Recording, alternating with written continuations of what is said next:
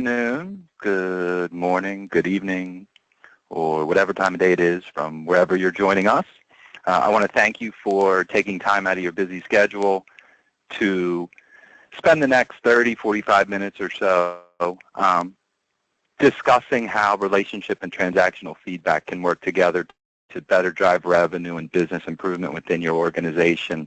I am Denny Chapman Jr. I'm going to do a brief moderation of the webinar, some administrative things here up front, and I'll be keeping an eye on any questions or chats or stuff that come up along through the presentation so that we can relay them over to our presenter, Lisa Gaskin. So on that, if you look over into the taskbar that is opened up for the webinar, you'll see a chat box somewhere. If you have any questions throughout the webinar, please do not hesitate to ask them whenever you get them. We'll answer them on demand if necessary, or we'll aggregate them and spend some time answering all them for you towards the end of the presentation. A reminder to everyone who's here, you can find additional resources similar to this at chapmanhq.com inside of our resource center. We have a lot of webinars that speak to best practices in either gathering, analyzing, or acting on customer feedback. And anyone on the webinar will get a copy of the slides that Lisa is going to present, and we'll be provided a link to a recording of this presentation. So without too much further ado, once again, thanks for being on here. We have, as a special treat, a member of our executive team here at the Chapman Group. We like to call her our resident feedback guru. Lisa has been a member of the team for over a decade. She's been responsible for corporate planning and strategy development for not only the Chapman Group as an organization, but also the customer feedback, I guess we'll call it product and solution and service that we have at the Chapman Group. She's been instrumental in the development of that solution. She's spent probably the better part of the last, Lisa, 8 or 10 years ingrained and engrossed in customer data sets and feedback and developing strategies and methodologies and programs for some of the United States, if not the world's largest organizations, so that they can not only get a better performance metric or understanding of the customer experience, but know what to do moving forward to better improve that experience. And I think that she stumbled upon a few statistics and some overarching themes within each one of these clients about the plethora of feedback that they have available to them, and she thought that it would be valuable to share with the greater world out there some of the stuff she's learned about how data or how organizations can utilize all sorts of data sets they have that they've gotten from their customers to better make strategic decisions that are going to improve the relationships they have, eventually hopefully driving some additional revenue and overall improvement between the organizations. So without too much more administrative stuff, I'd like to pass the baton over to Lisa and let her take you through the journey of how transactional and relationship feedback will work together. So Lisa? Thank you, Denny, and thank you everyone for joining us today. I'm going to go through a fair number of slides here, but hopefully not too quickly. And hopefully as we go through this, you'll be able to take away some information, not just about relationship and transactional feedback, but also just about some voice of the customer and customer experience programs and the world in general. So hopefully there's just some additional information in here that you can walk away with, just as I've gone on my learning journey in this world as well. So without further ado, I'm just going to kind of jump right into this here. And let's see if we can get it to move. There we go. So I thought I'd start out with a few interesting stats. So I like stats, I like data. I think that these were some very eye-opening ones that I recently came across. The first one here is 72% of customer experience professionals consider their company's customer experience program not very successful. So I think that's a pretty staggering statistic that we're seeing today. just around customer experience. We'll also use voice of the customer programs. We're kind of using those terms interchangeably today. That's a pretty staggering statistic in terms of why some organizations are struggling with these types of programs, and we'll get into a little bit why here. But that's a very high number that hopefully we can give you some tips on how, if you're one of those types of organizations right now, how to bring that number down a little bit. The second statistic we have is that U.S. customer satisfaction specifically has only increased 0.1% in the last 20 years. So if you look at 1995 all the way to 2015, you can see in 95 it was 73.8, and in 2015 it was in 95 it was 73.7, and in 2015 it was 73.8. And this is based on the ACSI, or the American Customer Satisfaction Index. During that time, there were some valleys and peaks in there, but in general, you probably had about a 5 to 6 point range in total over that 20, and even over the next 2 years, 22-year period.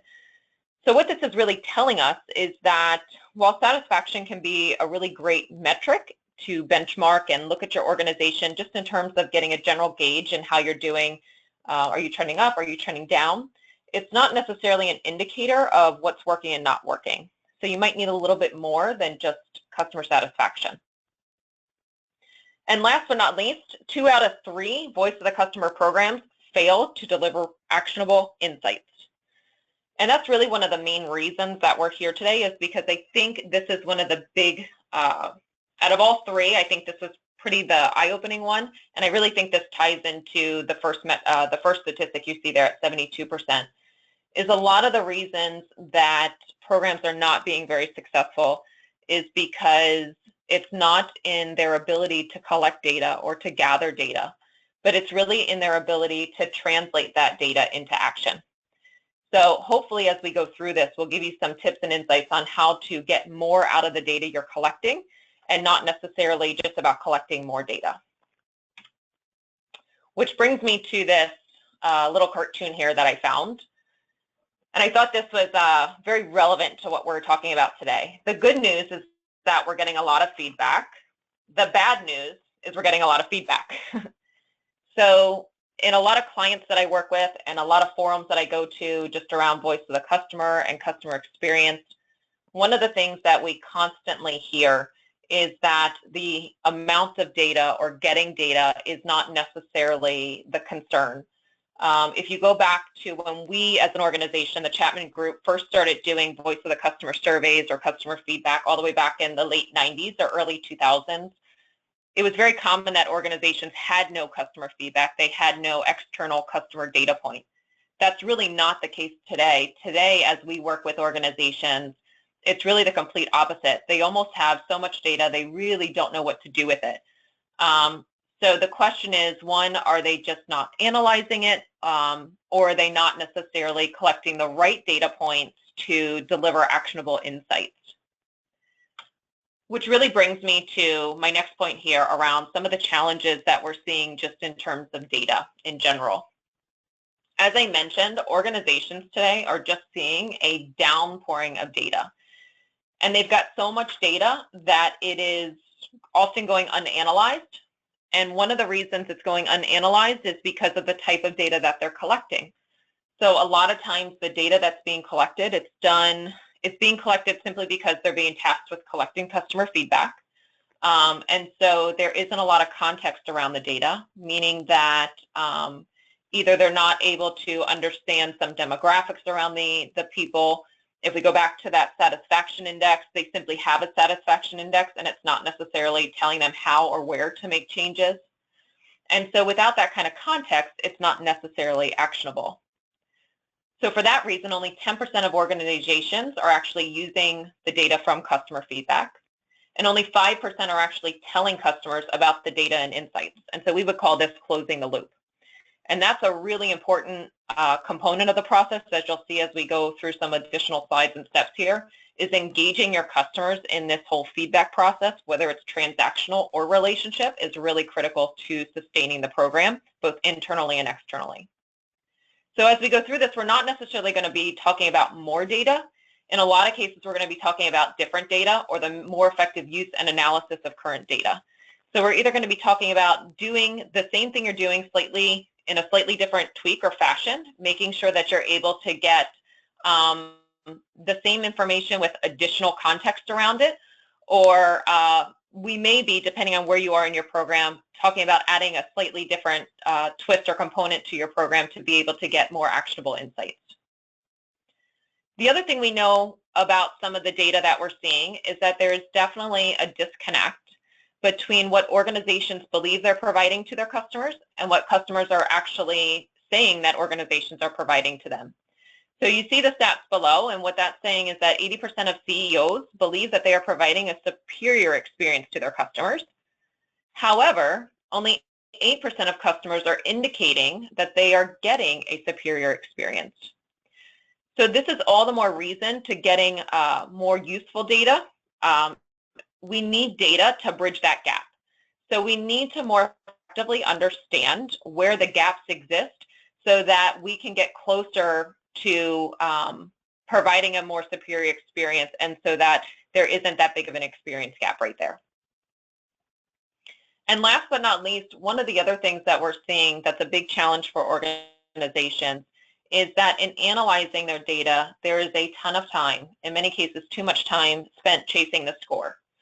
So we're very much, and we as an organization are very focused on metrics, but a lot of times you need to go beyond the score. So the score is absolutely important and critical to an organization to benchmark and trend over time and see progress and how we're improving or potentially not improving, but it shouldn't be the only thing that you're measuring. So while the score is important, you got to be careful not to lead your organization with the score. Calculating the score at a performance level is important, but it can also lead to gaming the system. So you got to be very careful how you use the score, and you got to make sure that that's not the only thing that we're reporting on, that there is those data-driven insights from the data as well. So these are some of the challenges that we're seeing from a data perspective. So in order to start tackling some of this, we're going to start to talk a little bit about the difference between transactional and relationship feedback. We're going to talk about the differences between them, the values of each of them, why it's important to implement them both, and how they actually can help drive revenue and relationships and business improvement. Through this, we're going to talk about how we get better data and make better use of our data. So again, it's not necessarily about getting more data, but it's getting better data. So let's talk about these two different types of feedback. We first have transactional feedback. So a lot of us are more familiar with that type of feedback. That's a little bit more traditional in terms of a satisfaction type of survey. So it is very much event-driven or transactionally driven that is focused on a specific touch point with a customer. A lot of times people will equate this to, if you're familiar with the term customer journey, it's very much associated with a touch point of the customer journey. So when they complete a certain transaction, they are automatically sent a survey for them to provide some kind of data point on their experience with that interaction with the supplier. It is only sent to the people that participate in that event. So if you take a customer service call, for example, the customer service call is completed and a survey is sent to the individual to rate how that customer service call was handled. It can diagnose problems with that specific event, but it doesn't necessarily go anything beyond that event. So for that reason, it's a very short survey, typically 1 to 10 questions. Most of the time, it's less than 5. It's done on an ongoing basis. Sometimes it's done on a monthly basis. There's most of the time within an organization, a more advanced organization, there are multiple types of transactional or pulse surveys that are going on at any given time. And it's a little bit more tactical in nature. If we then move to the right side of this slide and we look at the relationship, or what may also be called loyalty type of surveys, these take a little bit of a different kind of flavor. So the transactional surveys are oftentimes more done in an anonymous type of fashion. A relationship and loyalty survey is done on a semi-annual to annual basis, where we want to touch context, at least once, if not twice a year, but it's also not recommended to be done in an anonymous type of fashion. It's a much more rigorous type of process where there is a high, wide, and deep sample done within the customer. So we're really not looking just to touch one or two individuals when the event happened. We're really looking to touch multiple contacts within the customer who serve multiple roles, be it a decision maker, an influencer, different business units if your organization touches multiple business units within the customer. So we're really looking at it at a much higher relationship level than we are the transactional survey. We are going to talk about not necessarily a specific event, but we're going to talk about different components of the relationship, their interaction with people, product solutions, the organization itself, how committed they are to the relationship. And we're really looking to understand insights and actionable feedback in why the customer is really working with us, what they value from the relationship, what's working, what's not working. And a lot of times this type of feedback can help drive the content for transactional types of surveys. These surveys are much longer in nature, typically 20 to 30 questions. And so the time commitment is a little bit more, and it's just important to communicate that to the participant up front. So let's go into transactional surveys in a little bit more detail. So transactional surveys, like I mentioned, they're shorter, more frequent, event-based surveys that help organizations understand how to improve. So that's an important term there. So the transactional, we're going to focus on the how, and the relationship surveys, we're going to focus on the where and the why. So if we look at this as an example, this is a sample transactional survey. This one is actually probably a little on the longer side for a transactional survey, but it's going to ask some very specific questions about an interaction that a specific individual had with this organization. In this case, the example is about their interaction with customer service, specifically a call center. So how satisfied were they with customer service, the quality of advice that they got, the promptness of answering the phone, the quality of issue handling, professionalism of the representative, the ability of the representative to resolve their issue, and the ease of contacting customer service in general, and overall, how likely would they be to recommend the company? So our typical NPS question right there. And this is just a sample transactional survey. A lot of times it's done in an anonymous type of fashion, and it can be sent a multitude of different ways, which we'll talk about. The process for executing a transactional type of survey is you're going to see that's similar to a relationship survey with a couple small differences. So when you get into transactional surveys, timing is really critical. So one of the first things that you see up here with that picture of the computer screen is implementing some kind of systems and tools to capture contacts and log transactions and events. It is really important when you're doing transactional types of surveys to make sure, if possible, that you can automate it. The automation of these types of surveys, because timing is of the essence, will really help expedite and will really help the effective execution of transactional surveys. So once that event takes place, that contact is flagged or that transaction or event is logged. If you look at the person at that next step, when the event is completed, the survey is initiated and the survey is sent. We then log and analyze and interpret the survey results. So hopefully there's a system that's automatically tabulating that's in place. And then one of several things happens. So typically it's ideal that you've got some type of rules or logic built into the survey that if there is some kind of immediate issue identified, so let's say on a certain question they rate incredibly low, that immediately some kind of trigger is established and some kind of alert is sent, so that immediate action can take place to remedy that kind of issue, or so that some kind of representative can hopefully reach out to that person if that type of follow-up is enabled to address the issue that's been identified. That's not always possible in transactional surveys, depending upon the type of ways that they are sent. The other way that we start to analyze and act is we start to analyze the results, and we do short and long-term action planning that hopefully we then can do process improvement. We can do other types of skills training and development and coaching based on the results so that we can utilize the results to, again, drive actionable types of things within the organization. So keep in mind that the transactional surveys can be distributed a variety of different ways. They could be done by If you have a customer portal or a member portal, they could be done within those types of vehicles. They could be sent via text message. They may be on social media sites. They could be on your website. They may be sent via email. We've even had organizations put them in, if they have account managers, they've been in the signature of account managers to get an ongoing pulse of how they're doing.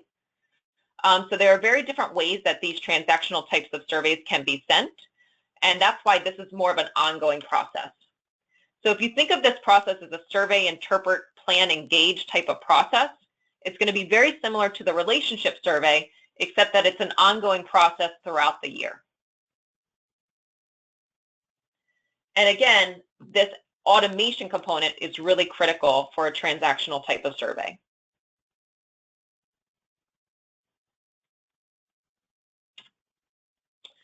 Some additional considerations and values as we look at the transactional feedback.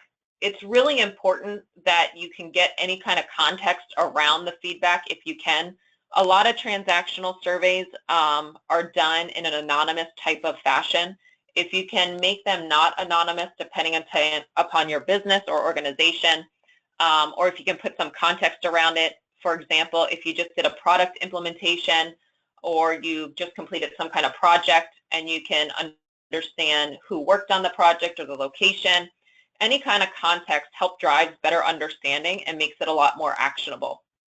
Ideally, in the B2B environment where we've got the ability to do direct account management and customer follow-up, if we can actually put a name to that survey, that would be fantastic, because then if there is an issue, we can directly follow up with that customer and address that issue immediately upon receiving the survey results. Surveys should be sent as close to the event occurring as possible. The one thing we do know is that there is this concept called memory drift, and the longer you wait to send these surveys, especially in these event types of things, the less reliable the results become, because you're further out from the event, so they have a harder time remembering the different things that you're asking them to recall. Transactional surveys can have a higher participation rate because they are often shorter, and they also require less time on the customer's end to participate. It doesn't necessarily automatically mean you're going to have a higher response rate. You do need to do some legwork to drive participation. You need to communicate why they should participate. And again, we'll talk about later on the importance of acting on the feedback. All this helps drive participation in the long term.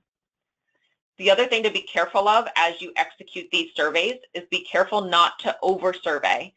So if you're triggering a survey based upon a customer support call or based upon some kind of ticket being logged, just make sure that you've got some parameters put in place that any individual isn't receiving these surveys too frequently. So whether it's they get one every 3 months or after every 6 tickets, whatever that may be, just make sure there are parameters in place so that they are not being overburdened by any kind of number of surveys. This can be a great tool for customer service and for account management. So it's great not only for addressing customer concerns and issues, but it is also incredibly valuable for coaching. So understanding the feedback and learning how to improve internally from a skill set so that we can improve our relationships and understand how we can more effectively work with the customer is invaluable. Transactional feedback can be much easier to benchmark your organization against than within industry data. So if you think about an NPS rating, there's a lot of NPS data out there to be able to benchmark your organization against. However, some transactional surveys, depending upon the complexity of your organization and the number of transactions that you're looking to monitor via these types of surveys, it can take a little bit more time and complexity to set up, because the automation component is really critical to really make sure these surveys are delivered in a timely manner. So now let's talk about the relationship surveys and how they're actually different. They are a longer, less frequent survey that are sent to high, wide, and deep customer samples. And when we say high, wide, and deep, we mean we want to send them to multiple management levels across multiple divisions within an organization, and hopefully multiple contacts within each one of those. If you don't have that type of network at the given time within a customer, you send it to who you know, and hopefully over time you'll start to build that relationship network. So how the relationship survey is different is it's really going to start to identify where and why within your organization you need to drive improvement to improve relationships and revenue. So it's a higher level understanding in terms of what part of the relationship is working and what parts of the relationship is not working. It is not uncommon for organizations to start with a relationship survey to understand where to then do transactional surveys. Because the relationship survey is a little bit higher level, and we'll talk about the components of a relationship survey in a minute, it often drives where to do a more detailed transactional survey. So looking at this slide, for example, if you look to the left, you see a yellow bubble that says product quality. If in my relationship survey I've identified that product quality is an issue, that may drive the need to do a more detailed transactional survey that dives a little bit more detailed into the specifics of product quality.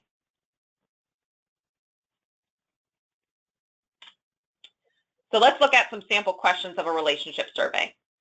You can still do a rating at this level. So at a transactional survey, you may have a satisfaction rating or an NPS rating.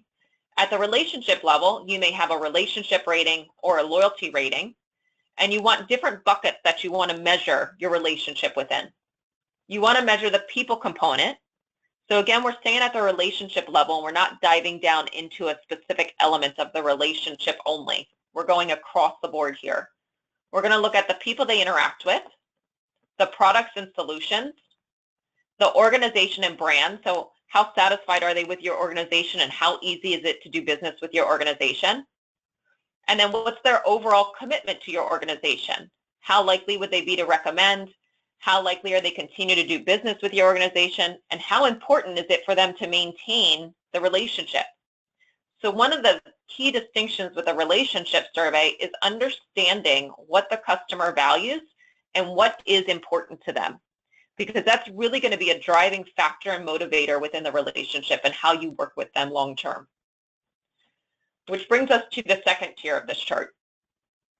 So one of the big distinctions between the transactional and the relationship survey is the driver component. And this is really going to tell us how to impact change and where we can start to impact change. So we not only want to understand how they perceive our people, product, solutions, but we also want to understand what within each of those is working and not working.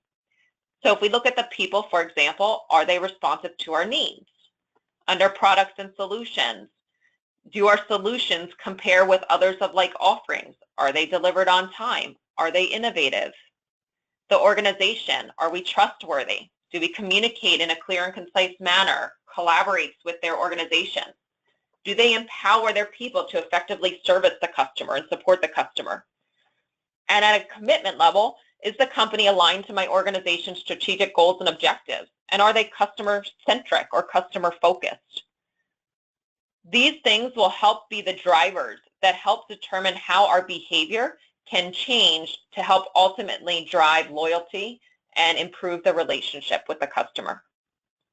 The drivers are the things that may potentially change for your organization. So if you're a manufacturing organization versus a service organization, some of the drivers down below may change based on your business, but the ultimate relationship measurements should stay consistent across all businesses.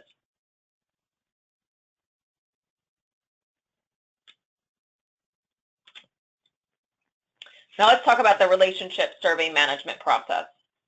So you'll see that we're still going to look at those same 4 steps. We're going to survey, interpret, plan, and engage. And again, we're going to look at this close the loop. So we got to show the customer that we heard them, that we're doing something about it. So that's a really critical component here. And if we look at each one of these, in the survey component, again, we're going to look at that high, wide, and deep sample. We really want to get multiple people within the management levels across different geographies and business units to obtain multiple perspectives within the customer. We want to make sure that we have a survey script or survey questions or template that takes the participant through only the questions that are relevant to them. So you may actually have more than 20 or 30 questions within your survey, but the participant only sees the 20 or 30 that are relevant to them. That means you may have questions that are specific to a decision maker or to an influencer or to a specific role within the organization, And that's the way that you build in survey logic in there so that the questions are relevant to the person taking the survey. You want to make sure that you follow a defined launch process, and you really want to commit to this process. So it's a really rigorous process that you commit to. And when you commit to this process, it will also help drive participation.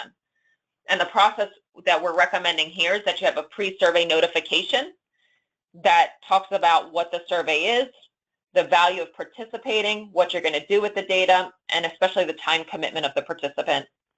The invite, the reminder, and potentially some kind of thank you or closing. Once the survey is executed, you want to interpret the results. You can look at some general stats that you would typically do with any survey, like a response rate. You would then want to look at, in this case, with a transactional survey, you may have a satisfaction index, like the ACSI or NPS. At this level, we'd want to look at that loyalty ratings or the relationship ratings, and you may even want to look at it by each one of those categories, like people, products, organization, and commitment. You then want to do some other stats, like correlation and regression analysis, to understand what's really driving loyalty and commitment.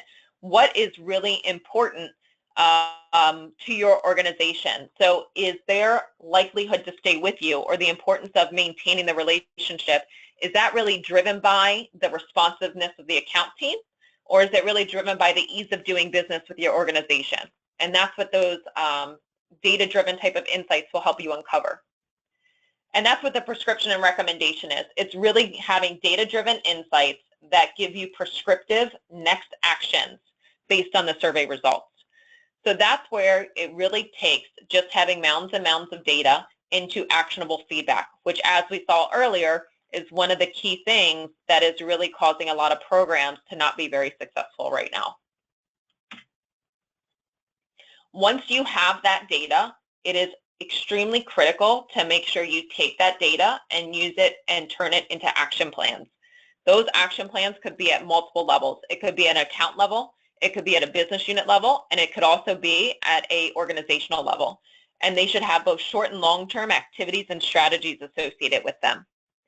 So understand that, again, at this relationship survey level, this is not an anonymous survey. So we're going to know who provided the data and the survey results so that we can do very explicit and detailed action planning and follow-up so that we can address any concerns and even leverage any positives that we have with certain customers. It's also important to incorporate this information into coaching sessions. So you can use this for skills development. You can use this to help drive the right behaviors within the organization, and it should be used to do that. And last but not least, that fourth step is engaging the customer in this process. So we really want to go back and close the loop. Now, how and when you close the loop is definitely going to vary by the types of customers that you have. So if you segment your customers, and for example, you may have tier 1, tier 2, tier 3 customers, the way in which you close the loop may vary. So your top or strategic accounts, you may close the loop with them on a quarterly or semi-annual type of basis, and this feedback should be a part of that type of conversation. With some of your tier 3 customers, this may be something that's done on an annual basis, or it may be something that's done as a general communication put out by the organization to customers on how the data was used and how it was driving improvement and action at an organizational level. And it doesn't have to be anything grandiose. It just has to be something to show that it is driving action and improvement, and that it's valuable for the customer to participate and that they're being heard. That will not only prove valuable for your organization because you're getting the action, but because you're getting their feedback, but also because it will continue to get them to participate in the future.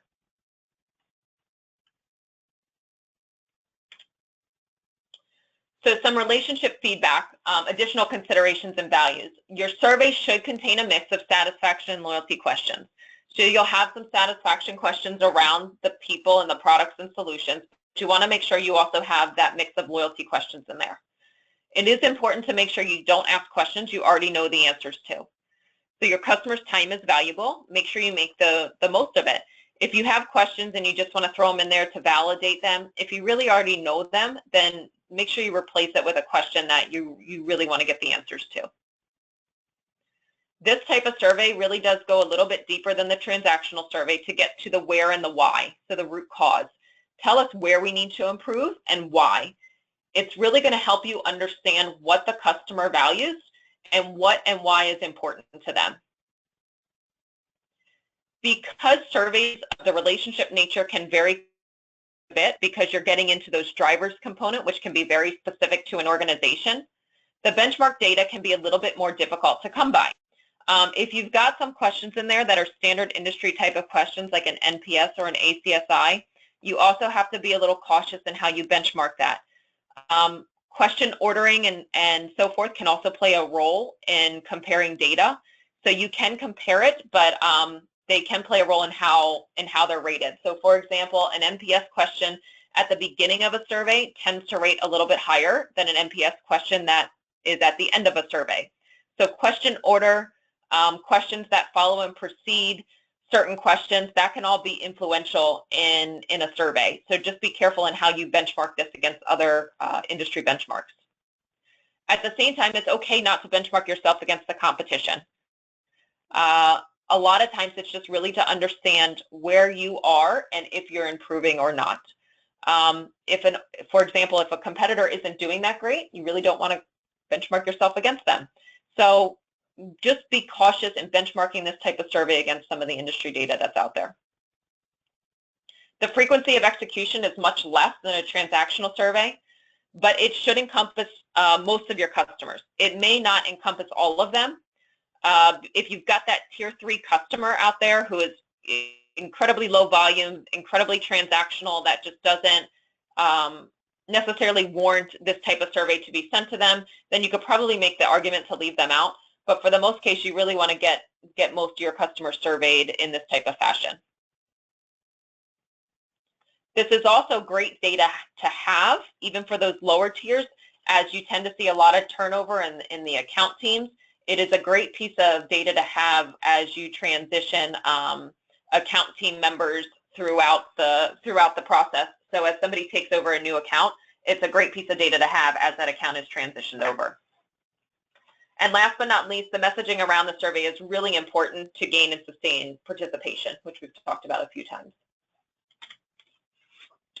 With either the transactional or the relationship survey, we've really talked about this whole gather as you start from the bottom and work to the top, gather, analyze, act type of process.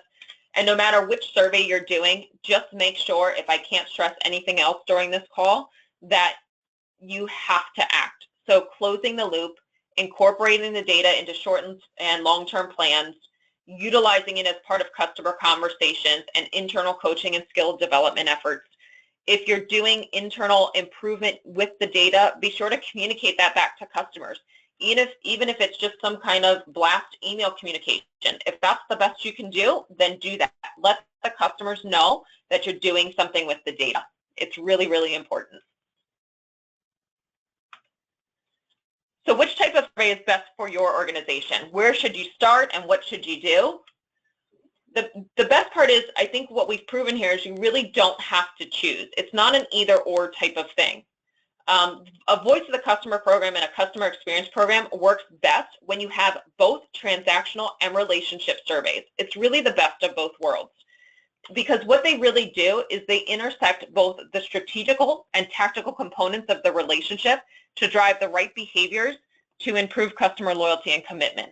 So you've got a little bit more of the transactional component, which is the tactical piece, and you've got the strategic component, which is the relationship survey. And when you put them together, you have a much more holistic picture of the customer that can help you more effectively do action planning and at an account level and at an organizational level. How do you make this all work? So this is kind of a sample timeline of how you may make it work throughout the year. Throughout months 1 through 12, whatever your fiscal year may be, you're always going to have these transactional and pulse surveys going on. They're going to tell you how to improve. They're going to tell you where you may need to make a tweak in your product or where you need to improve maybe a call script from your support center. You're going to have those going on throughout the year. You're going to have those touch points in your customer journey. The relationship or loyalty survey that you're seeing in purple, that where and why to improve, you want to execute that at 6-month intervals at a minimum, really. So here we just have it, hypothetically month 1 and 7. However, it would fall within your calendar year. And you would survey those multiple touch points within the customer, high, wide, and deep. You want to make sure that you integrate them into a program. The one thing that you've got to be very careful of is that you don't try and do all of this in one survey. So it's really important to understand that these are working in conjunction with one another and not in conflict with one another. So when you set the objective for the relationship survey and you set the objective for the transactional survey, make sure you stay true to that.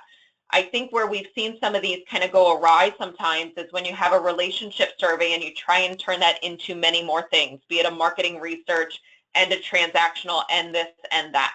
Really stay true to what the survey is, and it will make it much more successful in the long term. You can have multiple iterations of a survey, and as long as it's established as to what it is and what the objective is and the communications around it are okay, and well established, then you can have multiple surveys. When you start to merge these two together or you merge other surveys into them, that's when it starts to become very difficult to manage and your program's going to struggle a little bit. So again, working in conjunction, not in conflict with one another. Some other success factors for integrating transactional and relationship surveys into a real program. No matter what the survey is, be it a transactional or relationship feedback survey, internal resources really need to be trained and or educated on how to interpret and use the feedback.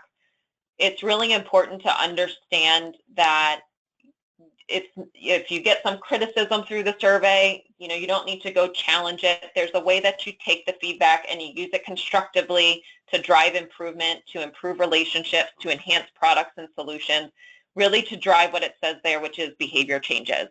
So educating the internal employees and resources that are going to be the recipients of this information on how to use it is really critical, no matter what kind of survey you're using. Determine the right core metrics for your organization. There are many organizations that rely on NPS because it's easy to implement and it's simple. Sometimes it's the right metric, sometimes it's not. So whatever your business is, whatever your industry is, just make sure you sit down, understand what the right metric is or metrics. You don't have to pick one that best meets your business and your business needs. Make sure you've got the proper communications in place to accompany the survey, which includes what the survey is, how the data will be used, the expected time commitment of the respondent. All these help drive participation. When you have this rigorous process established and the proper communications, you will see much higher response rates. Have a program champion, have somebody that's really set out there, speaking for the program, making sure that each survey stays true to its objectives. Implement the right tools.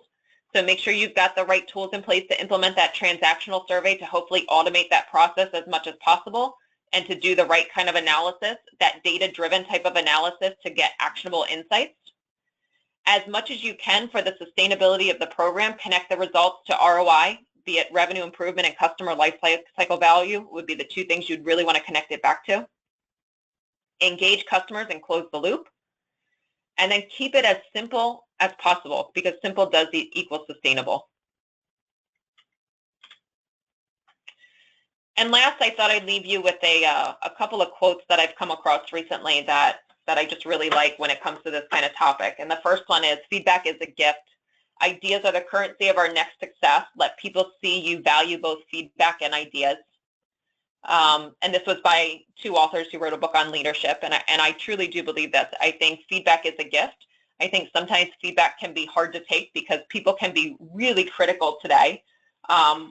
One of the things that we definitely know is people are disproportionately criticized when we don't deliver a great experience. So people can be really hard on organizations today, but we need to take that feedback and do as much as we can to use it to improve. The second one here is Jim Young Kim, who is president of the World Bank, and he says, no matter how good you think you are as a leader, my goodness, the people around you will have all kinds of ideas for how better you can get, for ideas for how you can get better. So for me, the most fundamental thing about leadership is to have the humility to continue to get feedback and to try to get better, because your job is to try to help everybody else get better. And I think humility is a big piece of this equation. And last but not least, an organization's ability to learn and translate that learning into action rapidly is the ultimate competitive advantage. And I think that's a really important point that, I've been trying to drive home on this webinar, is that there is truly a need to not just have data. We have data. There's a need to do something with the data. Knowledge is power, but we really need to act on it. So driving the insights from the data is really going to be a success factor in your program being successful, so that hopefully you're not one of the 72% that is indicating they're not successful. So with that said, thank you very much. That's my contact information. Should anyone have any direct questions about any of the content we've covered, that's the link Denny referenced in regards to our resource center. And I know, Denny, I don't know if you've got any questions that you've monitored, and otherwise I'm going to turn it back over to you, Denny. I have two, and I know that we're running short on time, so we'll get to them as quick as we can. The first one is, do you do both types of surveys for all customers? So you can, yes. So you would definitely, anytime there's an event, it really doesn't matter on the type of customer that it is, you would want to run the survey to them, because that's a data point that you would want to capture based on the event. The relationship surveys, you would definitely want to do with most, if not all, customers. I think you can make the argument that there's probably I would call them a tier 3, for lack of a better term, customer based on your segmentation, that you may skip initially, but at some point you would want to go cycle back. They may not just get the survey every iteration you do. What would some of the segmentation criteria you use to differentiate between those customers, per se? Okay, so that's a great question. So typically a lot of organizations have segmented by revenue. We have, revenue is a good starting point.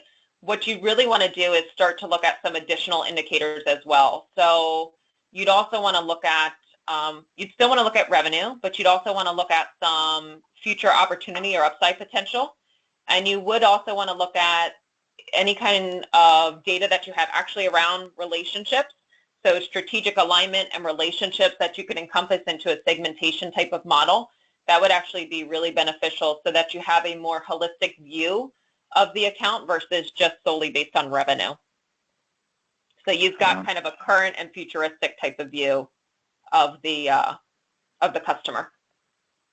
Excellent. And one last question, which I admit I found interesting the first time that you talked to me about this topic, which is what are some other examples of survey questions whose results change depending on where it is placed in the survey?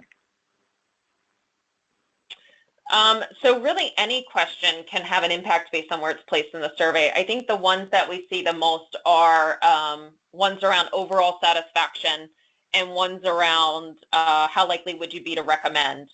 So those are the ones that we tend to see having the most impact, because those are the ones that are also the metrics that are generated. And what happens is when they're at the end of the survey, you tend to have the questions preceding them influence those ratings.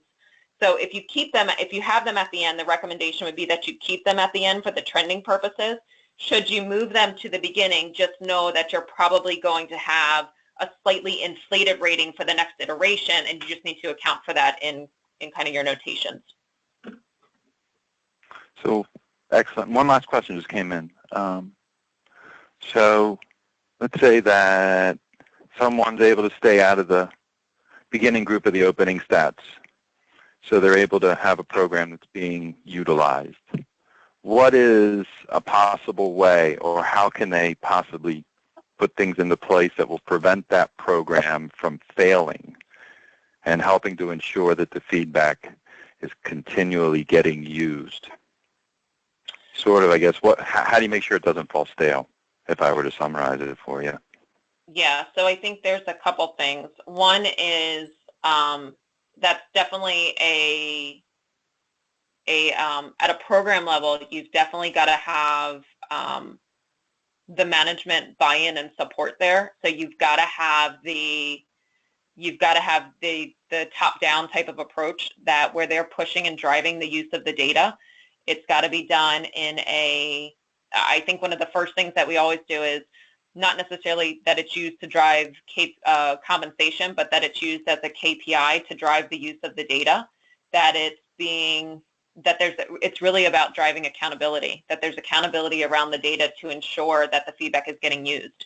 If there isn't some kind of, unfortunately, checks and balances put into place, then people are just kind of going through the motions and they're just checking it off as getting it done. We've seen this in several organizations where it's just the box is being checked and it's getting done, where we now need to go back.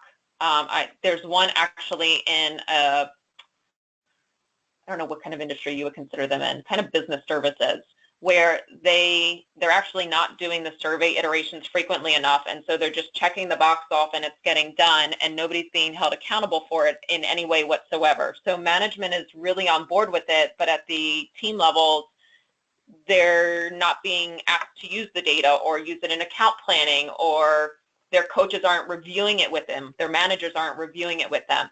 So if it's not being incorporated into the process, it's probably going to fall through the cracks somewhere because they're not being asked to be held accountable for it at any point. Yeah, I think that's good info. And just to piggyback on it a little bit from what I was listening to you talk about earlier, if it's into a process and you're putting in actions and it's this continual improvement program where, it's very much a collaborative action between the client and the supplier, that it's getting used. It's hard for it to fail when it's put into, I think, the ACT part of the triangle that you had earlier in the presentation. So yeah, lots of good stuff. Yeah, and the last piece, I know we're short here. I mean, the last piece I would add is that, use it with the customer. I know we've got some instances where it's built into collaborative action plans and performance guarantees and things of that nature. I'm not necessarily suggesting to go the legal route and put it that way. But when you put it as part of the expectations, especially at more of a higher level account relationship, you've got these mutual expectations and it's built into the talking points or the agenda. That really helps build the sustainability of the program too, because then your customer's asking for it. They're asking to participate. Which is interesting because then you're making them more accountable. They're also almost, with quotes around it, they're almost accountable for those results as well. So there's driving it. And when that happens in organizations, we see where the customers are actually asking, where's the survey? Can I participate? We're ready to provide our feedback, which is a very interesting dynamic. So, Lisa, one last thing. Could you possibly provide us an example of how some companies that you've worked with have successfully closed the loop with their customers and were able to communicate those results with them? You don't have to use client names or anything like that, but if you have an example, that would be great.